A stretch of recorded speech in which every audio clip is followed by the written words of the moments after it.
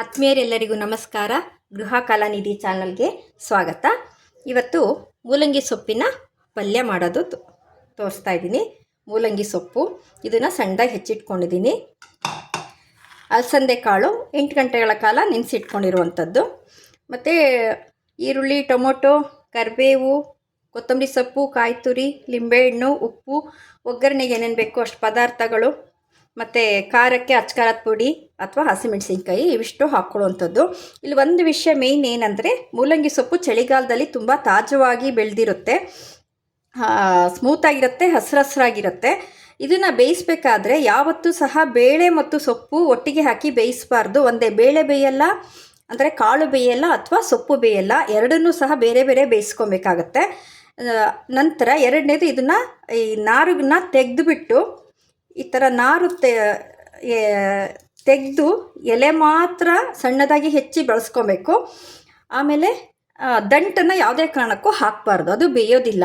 So ಹಾಗಾಗಿ ಭಾಳಷ್ಟು ಜನ ಮೂಲಂಗಿ ಸೊಪ್ಪಿನ ಪಲ್ಯ ಮಾಡ್ಕೊಳ್ಳಲ್ಲ. ಅದು ಮರ ಅನ್ನತ್ತೆ, ಬೆಂದಿರಲ್ಲ, ತಿನ್ನೋದಕ್ಕೆ ಮರ ಅನ್ನತ್ತೆ, ಸ್ಮೂತ್ ಇರಲ್ಲ ಅಂತ ಬಳಸೋದೇ ಇಲ್ಲ. ಅದಕ್ಕೆ ಏನಂತಂದರೆ, ಇದ್ರದ್ದು ನಾರು ಹಾಕಬಾರ್ದು, ದಂಟು ಹಾಕಬಾರ್ದು, ಮತ್ತು ಬೇಯಿಸ್ಬೇಕಾದ್ರೆ ಬೇರೆ ಬೇರೆಯಾಗಿ ಬೇಯಿಸ್ಕೊಬೇಕು. ಸೊಪ್ಪನ್ನ ಒಂದು 3 ವಿಷಲ್ಲು ಬೇಯಿಸ್ಕೊಬೇಕಾಗುತ್ತೆ. ಬೇರೆ ಸೊಪ್ಪುಗಳು 1 ವಿಷಲ್ ಸಾಕಾಗುತ್ತೆ, ಆದರೆ ಈ ಮೂಲಂಗಿ ಸೊಪ್ಪಿಗೆ 3 ವಿಷಲಲ್ಲಿ ಬೇಯಿಸ್ಕೊಬೇಕು. ಯಾವುದೇ ಪದಾರ್ಥ ಆದರೂ ಉಪ್ಪು, ಹುಳಿ, ಖಾರ ಹದವಾಗಿ ಹಾಕಿದರೆ ರುಚಿ ಆಗೇ ಆಗುತ್ತೆ. ಆದರೆ ಮಾಡುವ ವಿಧಾನ, ಹೇಗೆ ಈ ಸೊಪ್ಪು ತರಕಾರಿಗಳನ್ನು ಬಳಸ್ಕೊಬೇಕು ಅನ್ನೋದ್ರ ಮೇಲೆ ಡಿಪೆಂಡ್ ಆಗಿರುತ್ತೆ.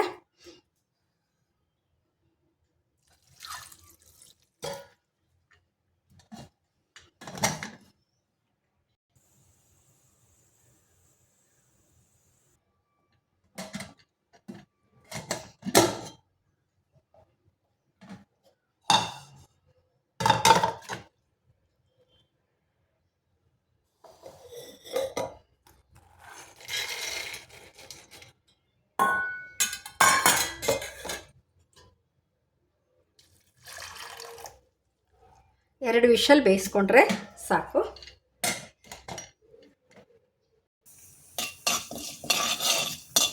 ಎಣ್ಣೆ, ಸಾಸಿವೆ, ಕಡಲೆಬೇಳೆ, ಉದ್ದಿನಬೇಳೆ, ಪಲ್ಯಕ್ಕೆ ಹಾಕ್ಕೊಳ್ಳುವಂತಹ ಒಗ್ಗರಣೆ, ಈರುಳ್ಳಿ, ಟೊಮೊಟೊ, ಕರಿಬೇವು, ಒಂದು ಮೆಣಸಿನ ಚೂರು, ಸ್ವಲ್ಪ ಉಪ್ಪು,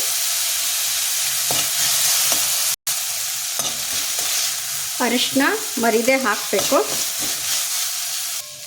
ಒಂದು ಬೇಸಿಕ್ ಒಗ್ಗರಣೆ, ಪಲ್ಯಕ್ಕೆ ಏನು ಮಾಡ್ತೀವೋ ಅಷ್ಟೆ. ಬೆಂದಿರುವಂತಹ ಅಲಸಂದೆ ಕಾಳು, ಬೇಯಿಸ್ಕೊಂಡಿರುವಂತಹ ಮೂಲಂಗಿ ಸೊಪ್ಪು,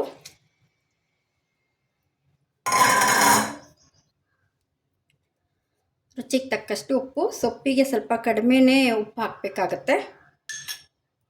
ನಾನಿಲ್ಲಿ ಅಚ್ಕಾರದ ಪುಡಿ ಬಳಸ್ತಾ ಇದ್ದೀನಿ, ಅದು ಚೆನ್ನಾಗಿ ಹೊಂದುತ್ತೆ ಹಸಿಮೆಣಸಿನ್ಕಾಯಿಗಿಂತ.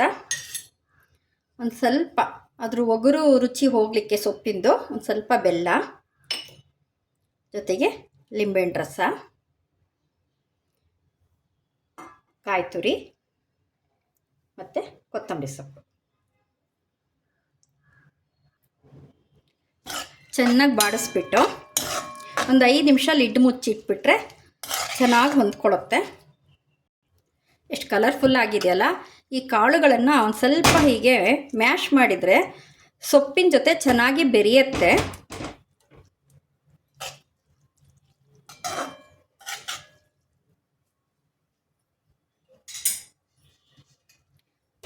ಒಂದು 5 ನಿಮಿಷ ಸಣ್ಣ ಊರಿನಲ್ಲಿ ಇಡೋಣ.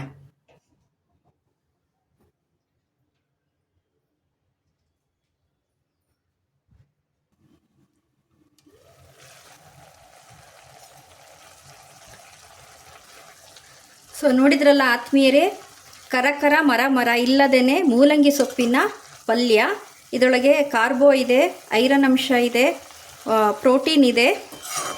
ಮೇಯ್ನ್ ಡಿಶ್ ಜೊತೆಗೆ ಇದು ಒಂದು ಸೈಡ್ ಡಿಶ್ ಆಗಿ ಮೂಲಂಗಿ ಸೊಪ್ಪಿನ ಪಲ್ಯ. ಆತ್ಮೀಯರೇ, ನಿಮಗೆ ಈ ವಿಡಿಯೋ, ಈ ಅಡುಗೆ ಇಷ್ಟ ಆಯಿತು ಅಂದರೆ ಒಂದು ಲೈಕ್ ಕೊಡಿ, ಶೇರ್ ಮಾಡಿ, ಸಬ್ಸ್ಕ್ರೈಬ್ ಮಾಡಿ. ಮತ್ತು ಈ ಥರ ಹೊಸ ಅಡುಗೆಗಳ ಜೊತೆ ಮತ್ತೆ ಬರ್ತೀನಿ. ಧನ್ಯವಾದಗಳು.